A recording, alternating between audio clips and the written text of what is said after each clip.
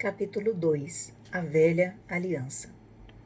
Há diferentes alianças na Bíblia, mas as que os cristãos realmente confundem são a Velha Aliança e a Nova.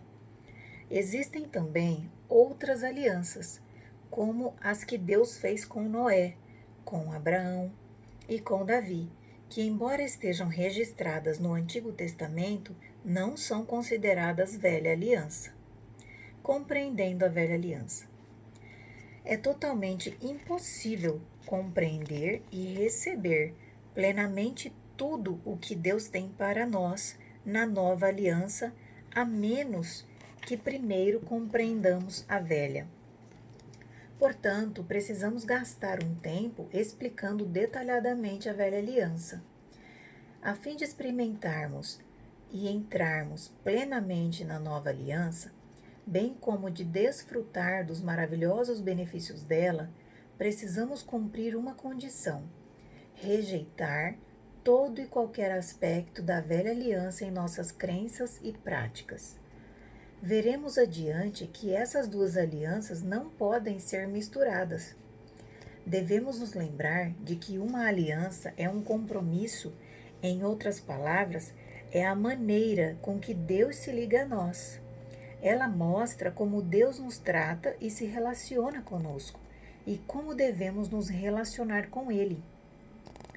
A falta de entendimento das alianças, principalmente da nova aliança, tem levado os cristãos a se relacionarem com Deus baseado na velha aliança.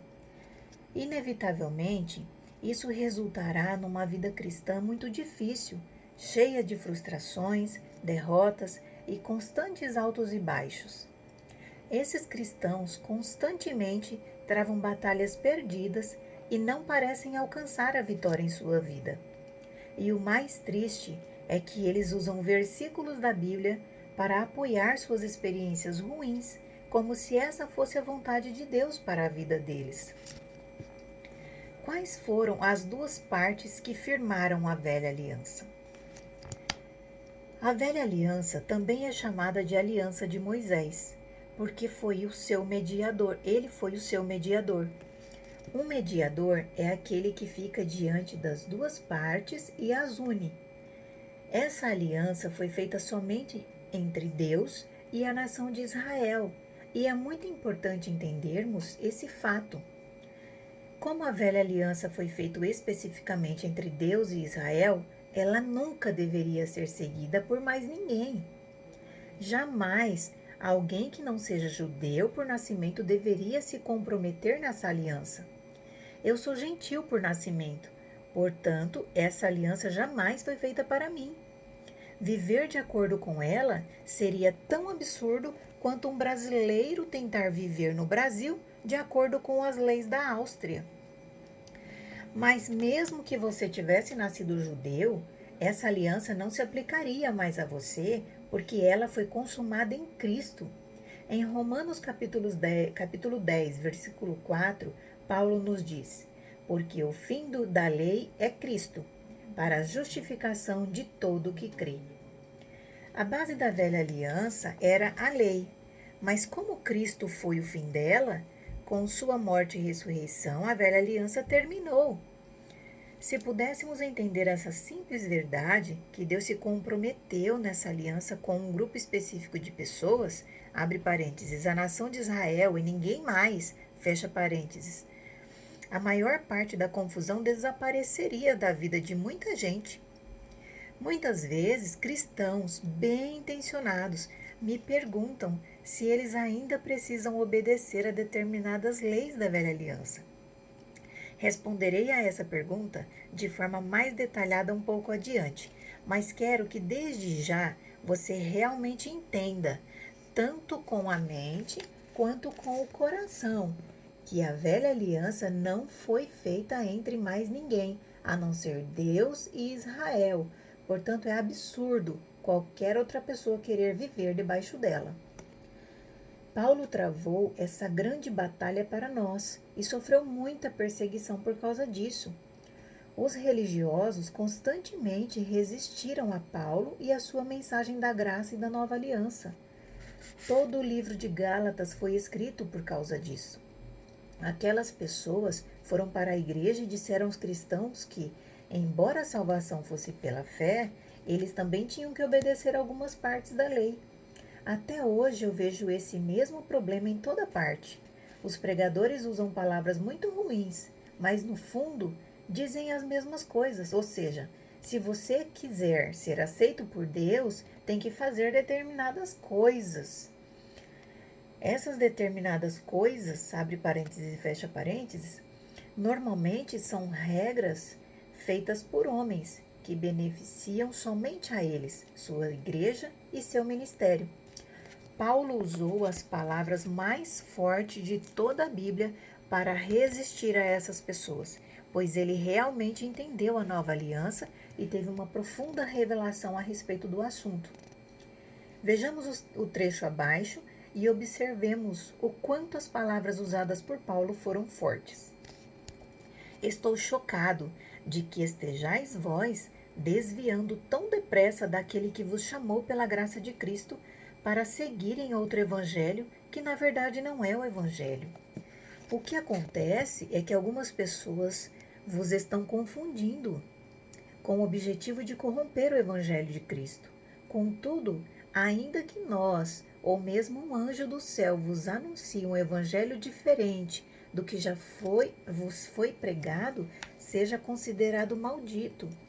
Conforme já vos revelei antes, declaro uma vez mais: qualquer pessoa que vos pregar um evangelho diferente daquele que já recebestes, seja amaldiçoado. Gálatas capítulo 1, do 6 ao 9. Ó Gálatas insensatos, quem vos enfeitiçou?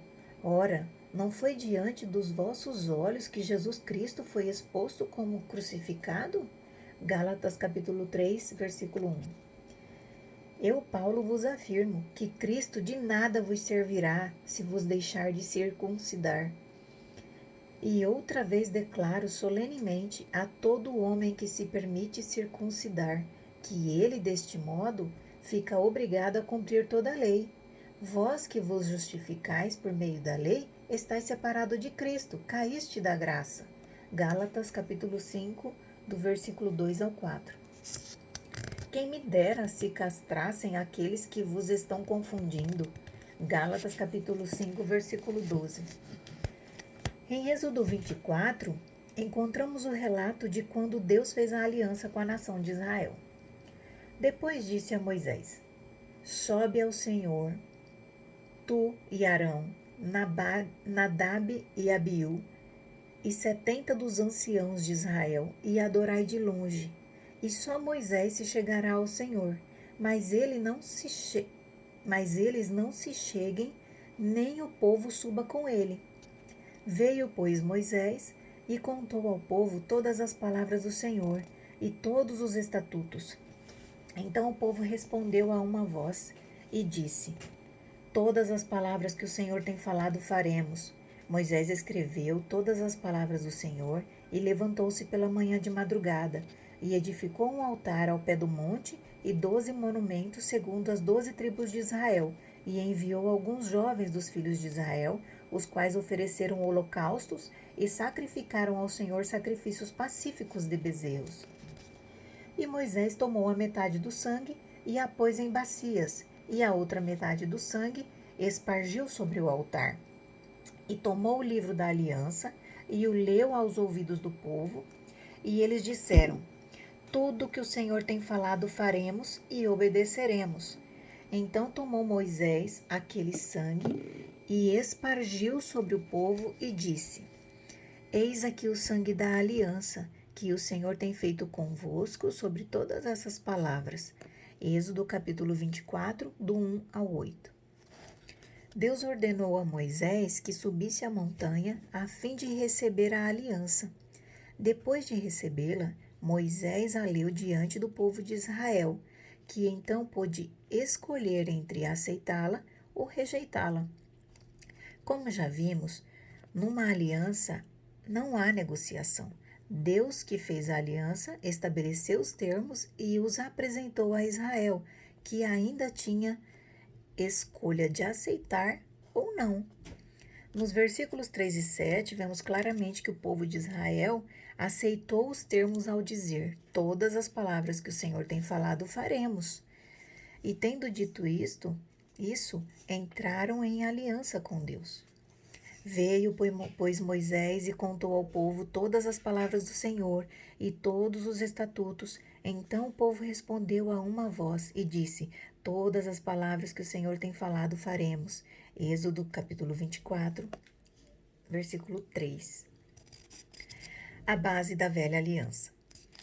A base da velha aliança era a lei de Moisés. Essa lei consistia dos 10 mandamentos e 603 outras leis, somando um total de 613 leis, a que eles deveriam obedecer como base dessa aliança. Essas leis eram divididas em morais, cerimoniais e civis e regiam todos os aspectos da vida. Elas definiam como eles precisavam se relacionar com Deus, como interagir uns com os outros, o que era permitido e o que não era permitido comer, o que vestir, o que não vestir, etc.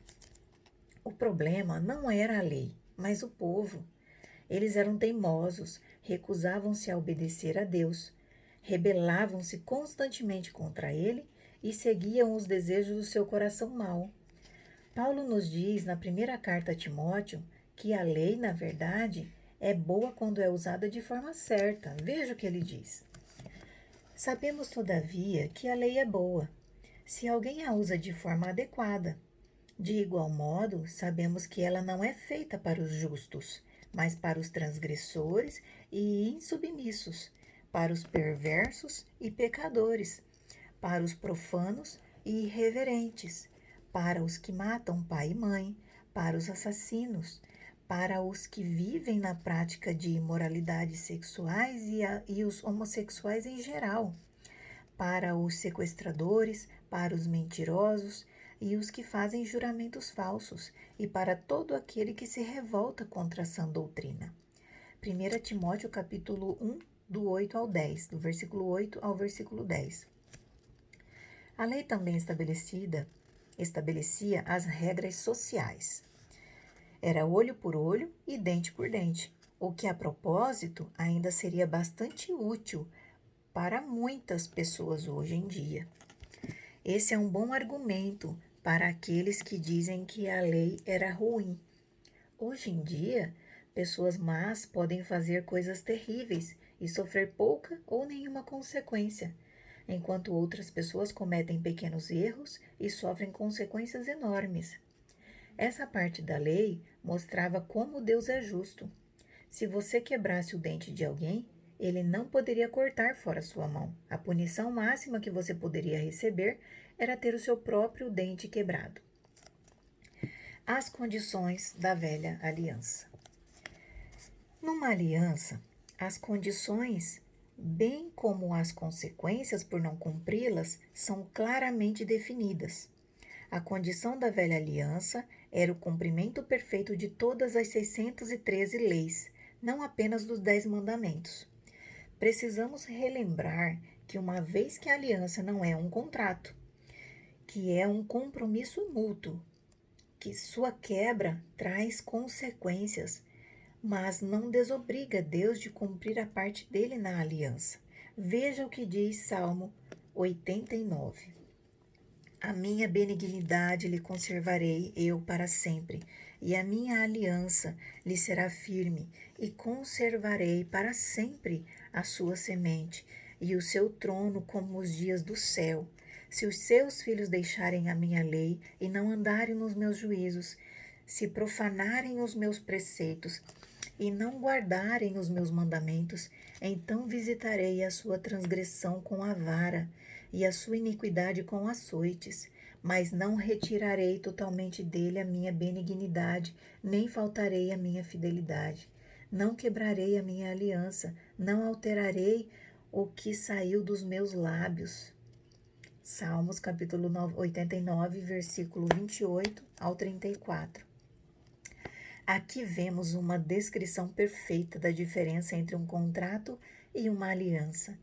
Na velha aliança, a condição para experimentar todas as bênçãos prometidas era cumprir toda a lei de Deus. Se a condição fosse perfeitamente cumprida, então todas as bênçãos de Deus viriam sobre eles. Essas promessas estão especificadas em Deuteronômio 28 e incluem terras, prosperidade, proteção, saúde e muitas outras bênçãos maravilhosas. Contudo, se o povo não cumprisse cabalmente as condições, que eram obedecer a todas as leis, todas as terríveis consequências descritas no livro da lei recairiam sobre eles. O que tornava a velha aliança terrível era que ela dependia inteiramente do povo de Israel. E apesar de dizerem que cumpririam tudo o que Deus lhes ordenara, sabemos que por causa da maldade do coração deles, não cumpriram. Na verdade, nem conseguiriam. No momento em que receberam a lei, eles já a quebraram. Quando Deus deu os 10 mandamentos a Moisés lá em cima da montanha, e ele desceu até o povo, ouviu muito barulho. Moisés percebeu que algo estava errado e descobriu que o povo estava adorando um ídolo, um bezerro de ouro que haviam feito. Mas, nos 10 mandamentos, Deus disse claramente que eles não deviam fazer para si imagens de escultura, como lemos em Êxodo. Eu, Senhor teu Deus, que te tirei da terra do Egito, da casa de servidão, não terás outros deuses diante de mim. Não farás para ti imagens de escultura, nem alguma semelhança do que há em cima dos céus, nem debaixo da terra, nem nas águas debaixo da terra. Êxodo, capítulo 20, do versículo 2 ao 4. Bênçãos e maldições. Como já mencionei, as bênçãos e as maldições advindas da obediência ou da desobediência aos mandamentos de Deus faziam parte da velha aliança, feita estritamente entre Deus e a nação de Israel. Como não fazemos parte dessa aliança, elas não se aplicam a nós que vivemos na nova aliança, debaixo da nova aliança.